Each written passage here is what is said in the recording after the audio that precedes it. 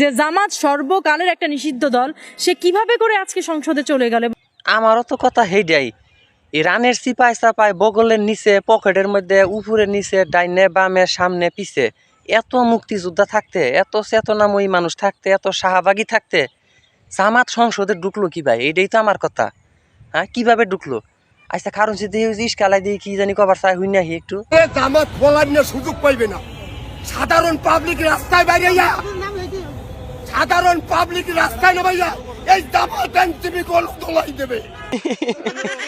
এরে বেটা, জামাত পলাইনার সময় পাবো না বেটা, সংসদে ঢুকে পড়ছে জামাত, আর তুমি কি পলাইনার সময় পাবো না? সাংবাদিকে তোমার যা শিখাই দিল চাচা, তুমি তাই কইলা।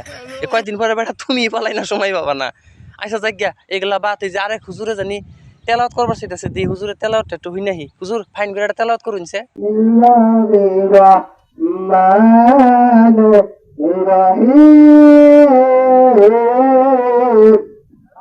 আল্লাহু আকবার। আরে ভাইয়া বাকিরা তেলাওয়াত করার পরে আল্লাহু আকবার কোন লাগে? আপনারা বাইল শেখে আল্লাহু আকবার বলবো। হুজুর যে সুন্দর একটা রিমোশন নিয়ে তেলাওয়াতটা করলো। আচ্ছা জায়গা তেলাওয়াত না, আমরা একটা হুজুরের মুখে একটা গান শুনি। হুজুর একটা গান ধরুনছে সুন্দর দেখিয়া।